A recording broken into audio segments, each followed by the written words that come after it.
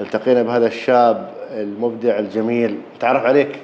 السلام عليكم ورحمة الله. أنا المهندس أسامة عبد المنعم من نادي الفجير العلمي، قسم الروبوت والذكاء الصناعي. الروبوت والذكاء الصناعي. نعم. يعني ما أنه بس روبوت، الذكاء الصناعي شيء متجدد على ما يطلبه الحاضر اللي نعيشه حاليا. بالضبط كده. شو الفكرة في هذه القاعة؟ تمام. لو تشرح لنا نطوف تطواف حواليها يعني. أبشر. تفضل. في قسم الروبوت والذكاء الصناعي نعم. بيتم صناعة الروبوت فروم سكراتش، يعني من الخطوات الأولية للروبوت، من المجسم لو أنت شايف اللي هو رسومات، يعني تبدأ برسمة. عندنا رسومات، ودي رسومات لمشاريع تم يعني في الواقع صناعتها موجودة. بالضبط. نعم. تم صناعتها داخل نادي الفجير العلمي. يعني الرسم نحن بنبدأ بالخطوات. الخطوة الأولى اللي هي بنرسم سكتش، تمام. صحيح. عشان نجمع الأفكار بتاعت الروبوت. صحيح. أيوه تمام.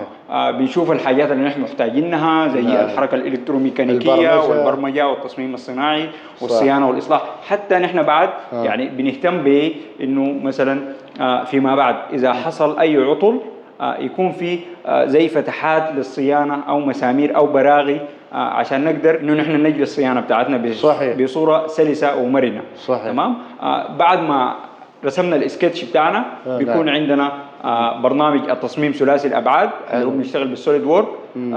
صممنا الشكل بتاعنا شكل ثلاثي الأبعاد أو تصميم بمساعدة الحاسب الآلي. بعد كده بناخد الفولدر اللي نحن صممناه وبنجي ل 3D برينتر بتاعتنا.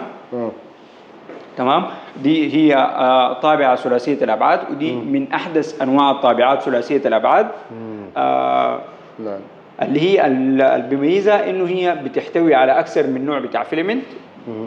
الفيلمنت هو المادة المشغلة أو المادة الخام اللي بنصنع بها الكفر بتاع الروبوت. بتدينا جودة عالية، سرعة في العمل، ودقة في المطبوعة اللي نحن طابعينها. في مثال هنا يعني في أمثلة كثيرة. كل يعني مثلا الهيكل ده نحن مستخدمين فيه أو طابعينه بواسطة الطابعة ثلاثية الأبعاد. جميل. تمام. المشروع عبارة عن رافعة ذكية، رافعة شوكية ذكية بتشتغل بالذكاء الصناعي. بيتم التحكم فيها عن طريق الموبايل ابليكيشن. تمام. ودي دي كلها أمثلة نحن طابعينها بواسطة الطابعة ثلاثية الأبعاد. صحيح.